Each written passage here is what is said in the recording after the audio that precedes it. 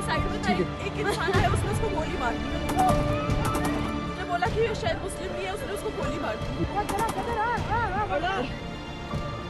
कानपुर के शुभम और ऐशन्या की शादी 2 महीने पहले हुई थी।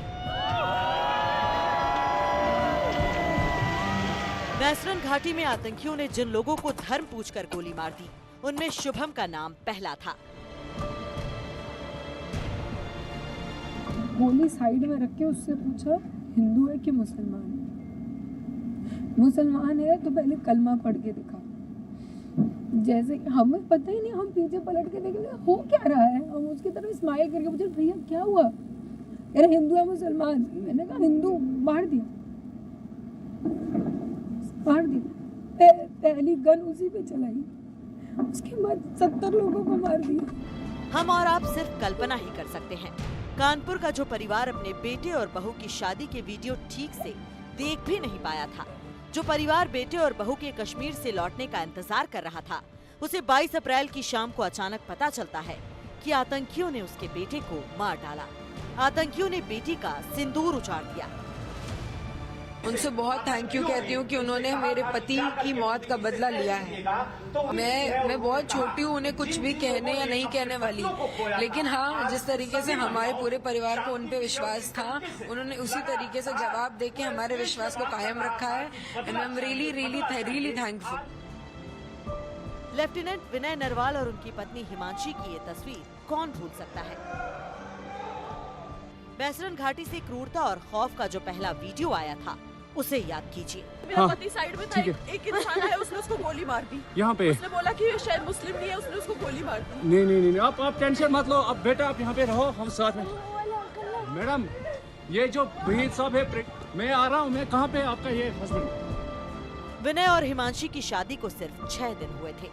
शादी के बाद दोनों कश्मीर गए, लेकिन लौटते हुए विनय का साथ छूट गया। तिरंगे से लिपटे पति के ताबूत को पकड़कर एक पत्नी ने जो कहा, वो तस्वीरें कलेजे को छलनी कर गईं।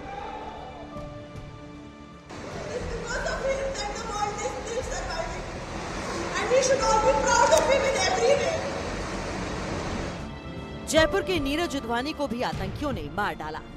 नीरज अपनी पत्नी आयुषी के साथ कश्मीर घूमने गए थे। फरवरी 2023 में दोनों की शादी हुई थी। आयुषी के सामने आतंकियों ने उसके सुहाग को उजाड़ दिया। कसूर बस इतना भर था कि नीरज का मजहब आतंकियों को पसंद नहीं आया। इंदौर के रहने वाले सुशील अपने बेटे, बेटी और पत्नी के साथ कश्मीर गए थे। आतंकियों ने बच्चों को उनसे अलग किया।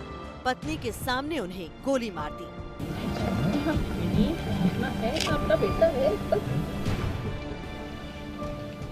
मैं मंजुनाथ, शिवमोगा, कर्नाटक से।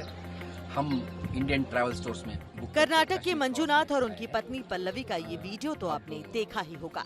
इस वीडियो में मंजुनाथ और उनकी पत्नी पल्लवी आखिरी बार साथ साथ दिखे, क्योंकि दोनों श्रीनगर से बैसरन घाटी पहुंचे। वहां मंजुनाथ को भी कलमा नहीं पढ़े जाने की सजा दी गई। मंजुनाथ को उनकी पत्नी पल्लवी के सामने गोली मार दी गई। पल्लवी ने कहा, मुझे भी मार दो, तो आतंकियों ने उन्हें ये कहते हुए छोड़ दिया कि तुम्हें मार दिया तो हमारे बारे में मोदी को कौन बताएगा। आतंकियों ने एक एक करके सिंदूर उजाड़ने शुरू किए। अपने सिंदूर की रक्षा के लिए कई महिलाएं सामने आईं। आतंकियों के सामने गिड़गिड़ाते हुए कहा कि हमें भी मार दो, लेकिन आतंकियों ने ये कहते हुए उन्हें झटक दिया कि तुम्हें जिंदा छोड़ रहे हैं, मोदी को बता देना। उनकी कल्पना से भी बड़ी और मोदी ने बता दिया। मिलेगी। I say to the whole world, India will identify, track and punish every terrorist and their backers. We will pursue them to the ends of the earth. India's spirit will never be broken by terrorism. प्रधानमंत्री मोदी ने बता दिया कि उन्हें क्या करना है, और 7 मई की सुबह पूरी दुनिया को इसका पता भी चल गया।